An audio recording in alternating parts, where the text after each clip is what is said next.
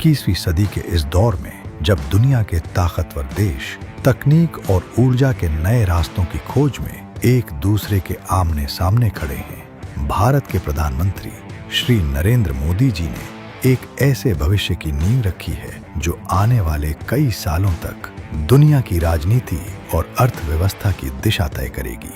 हम अक्सर सेमीकंडक्टर्स और रक्षा हथियारों की चर्चा करते हैं, लेकिन इन सब के पीछे एक छिपी हुई ताकत काम करती है। वह है रेयर अर्थ मैग्नेट। सालों तक जिस क्षेत्र पर चीन का अकेला 90% कब्जा रहा, आज मोदी जी की सोच ने भारत को उस जाल से बाहर निकालकर ग्लोबल सप्लाई चेन के केंद्र में खड़ा कर दिया है। ये कहानी केवल एक खनिज की नहीं है, बल्कि भारत के संसाधनों से भरे होने से लेकर तकनीक और कारखानों में आत्मनिर्भर बनने के उस बड़े बदलाव की है जिसने दुनिया को हैरान कर दिया है। इतिहास गवाह है कि भारत के पास 6.9 मिलियन टन के साथ दुनिया का तीसरा सबसे बड़ा रेयर अर्थ खजाना रहा है। लेकिन दशकों तक हम केवल कच्चे माल को बाहर भेजते रहे और तैयार सामान विदेशों से खरीदते रहे। हमारी मिसाइलें हों, हमारे मोबाइल हों या आने वाले समय की इलेक्ट्रिक गाड़ियां, हर जरूरी तकनीक के लिए हम विदेशों के भरोसे थे। लेकिन 2014 के बाद प्रधानमंत्री श्री नरेंद्र मोदी जी ने इस कमी को पहचाना। उन्होंने समझा कि यदि भारत को विकसित देश बनना है तो उसे केवल जमीन से पत्थर नहीं निकालने, बल्कि उन पत्थरों को आधुनिक दुनिया की जान यानी मैग्नेट्स में बदलना होगा।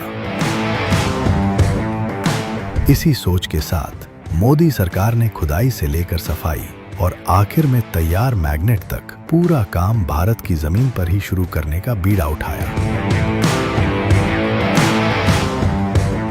साल 2025 भारत के औद्योगिक इतिहास में सुनहरे अक्षरों में लिखा जाएगा, जब मोदी सरकार ने 7,280 करोड़ रुपए की बहुत बड़ी rare earth magnet production REPM योजना को मंजूरी दी।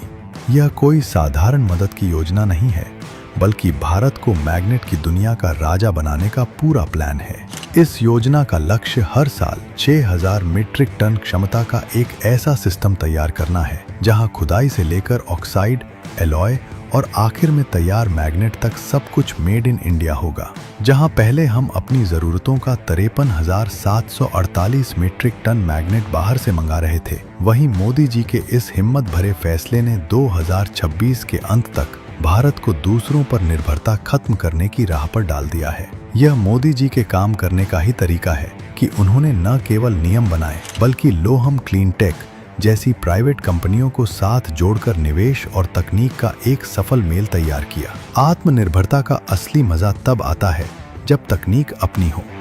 विशाखापत्तनम में बना REPM प्लांट भारत के वैज्ञानिकों की काबिलियत का जीता जागता सबूत है। BARC और DRDO की मदद से तैयार अपनी स्वदेशी तकनीक के जरिए आज भारत समैरियम कोबाल्ट जैसे मुश्किल मैग्नेट खुद बना रहा है। ये वही मैग्नेट हैं जो हमारी ब्रह्मोस मिसाइलों, रडार सिस्टम और आधुनिक युद्ध पोतों को ताकत देते हैं। मोदी जी ने साफ कर दिया है कि भारत की सुरक्षा अब किसी विदेशी कंपनी के भरोसे नहीं रहेगी। यह मेक इन इंडिया और डीप टेक का वह सफल जोड़ है जिसने भारत को दुनिया के रक्षा बाजार में एक भरोसेमंद खिलाड़ी बना दिया है। आज जब दुनिया प्रदूषण से लड़ रही है और बिजली से चलने वाली गाड़ियों की ओर बढ़ रही है, तब मोदी जी की यह सोच भारत को दुनिया का ग्रीन मैन्युफैक्चरिंग हब बना रही है। EV मोटर्स और पवन चक्कियों की जान इन दुर्लभ चुंबकों में ही बसती है।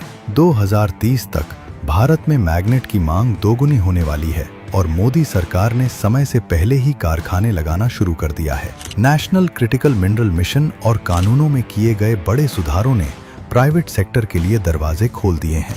आज भारत केवल अपनी जरूरतें पूरी नहीं कर रहा, बल्कि पूरी दुनिया को चीन के मुकाबले एक भरोसेमंद विकल्प दे रहा है। ऑस्ट्रेलिया, अफ्रीका और लैटिन अमेरिका के साथ खास समझौते करके मोदी जी ने भारत के कच्चे माल की सप्लाई को भी पूरी तरह सुरक्षित कर दिया है। कुल मिलाकर रेयर अर्थ मैग्नेट के क्षेत्र में भारत की यह कामयाबी केवल एक तरक्की नहीं है, बल्कि यह प्रधानमंत्री श्री नरेंद्र मोदी जी के उस वादे की जीत है जिसमें उन्होंने भारत को दुनिया का गुरु और मैन्युफैक्चरिंग पावर हाउस बनाने का सपना देखा था। साफ नीयत, बुनियादी ढांचे में निवेश और अपनी तकनीक पर भरोसे ने भारत को उस कतार में ला खड़ा किया है जहां गिने चुने विकसित देश हुआ करते थे। आज भारत सामान मंगाने वाला मजबूर देश नहीं, बल्कि दुनिया को रास्ता दिखाने वाला आत्मनिर्भर देश है।